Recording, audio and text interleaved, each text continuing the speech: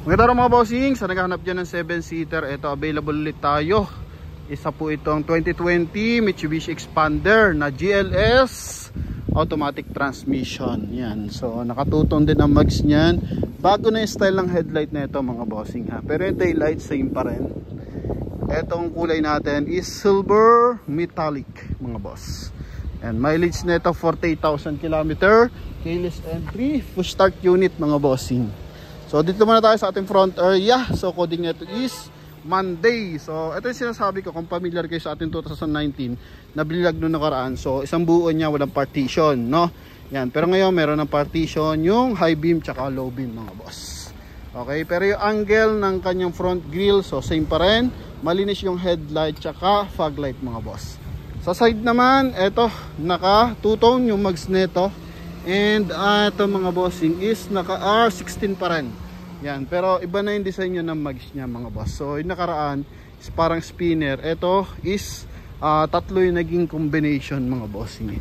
So yung nakaraan dalawang kulay lang. So ito mga boss, nagtatlo yung layer. Yan o. So R16, 85% red light. Naka power fold, naka power adjust yung kanyang side mirror. Ganda pa rin ang kanyang body angle, tsaka yung mga module, ayun tag dito, moldings, yan, mga body moldings, ganda oh. So keyless entry to, may chrome line sa kanyang window panel mga boss, may rin visor, naka sharp antenna na rin yan mga boss. Ha? Pasok tayo sa loob. Mileage nito 48,000 km mga boss. Power fold yung kanyang side mirror, so galing to ng bangko mga boss. Yan, so power adjust. Price nila dito mga bossing, usually ng bentahan 690. Pinakamataas na nakita ko 720, may 740, pero masyado na mataas yun.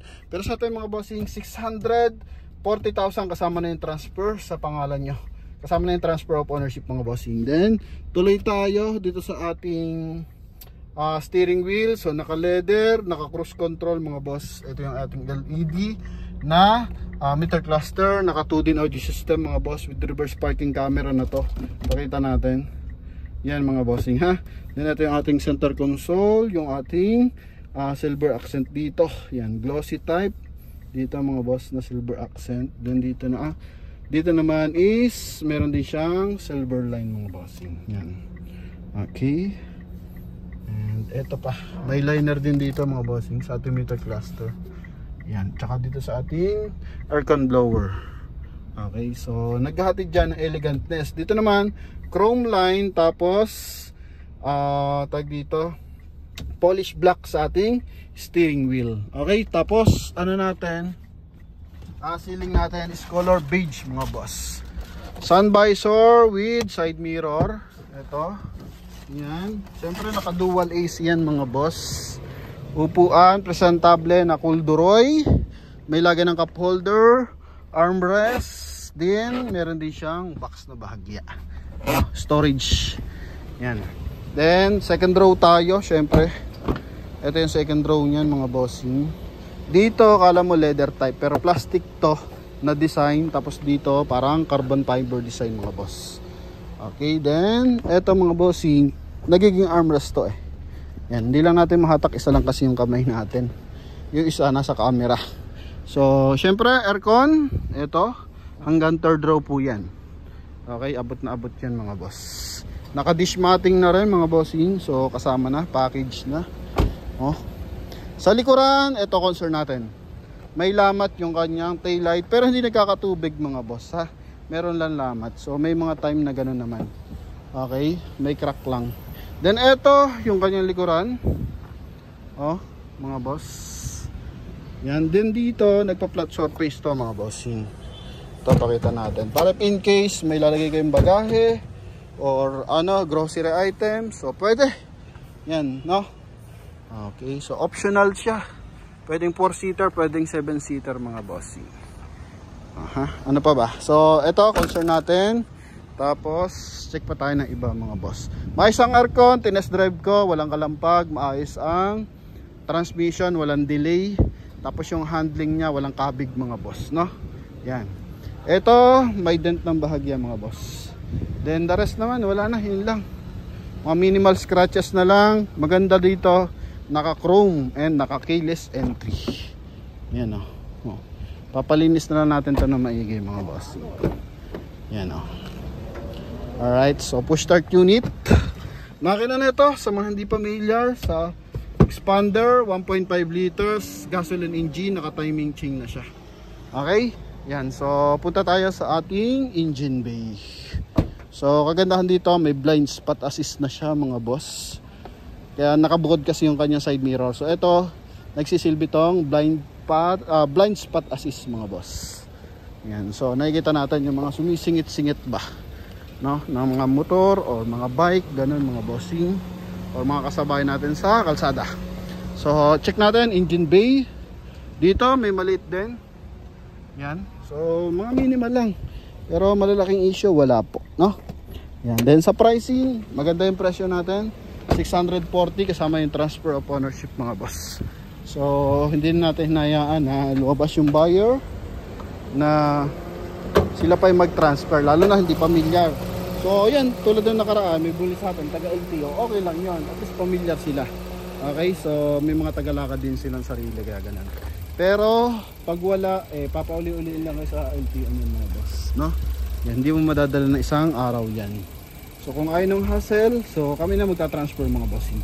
So tungo tayo engine bay, 1.5 liters na gasoline engine, makina na ito mga boss. 4A91, yan. 4A91, so same siya ng makina ng Nissan Livina, tsaka yung mga latest expander cross mga bossing, ha. Malinis yung ating engine bay, so pati timing ng makina maganda rin mga boss. Cooling system, yan, nagmo-moist, so goods na goods to mga boss. So sa mga ganitong unit, wala ka talaga magiging concern, no? Walang usok-usok yan o talsik mga boss, no? So nagkakaroon lang naman ng talsik usok sa mga diesel, pero pag sa mga ganitong gasoline, wala po. Either na lang dito sa oil cap, so meron talaga yan kasi nandiyan yung ating mga rocker arm mga boss, no? Yun, so eto na, huling sulyap sa ating expander. Eto yung kanyang headlight tsaka fork light. So pailawin natin mga boss. Busina check na rin natin. Pero sa bumper wala akong masabi, maayos to mga boss. Oh, yan, all goods naman to. Gulong, maayos pa ang gulong na ito mga boss. 80% to 85% red light pa mga boss. Yan, umuulan na mga boss. Okay, ganda pa. May side mirror, signal light sa kanya, side mirror cover. So natin, close natin. Check na lang natin mga windows. All goods naman mga bossing. Yan. Okay, so galing to ng bangko mga boss, kaya medyo mababa yung price mga bossing, ha. Repo units mga boss. Basta kami na bahala mag-transfer sa pangalan nyo ng papers mga bossing. So yun, check lang natin kung meron dito sa ating 2D audio system na to.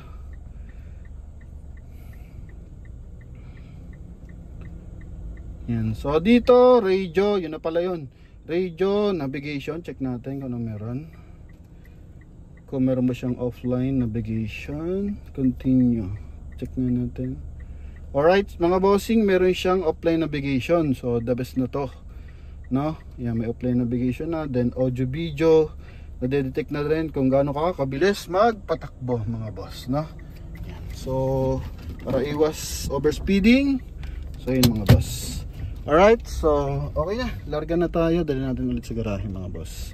So yun lang, sa mga interesado dito sa ating Mitsubishi Expander sa halagang 640, pwede mo na itong makuha, no? Yan, tawag na mga bossing. Thank you and bye bye, God bless.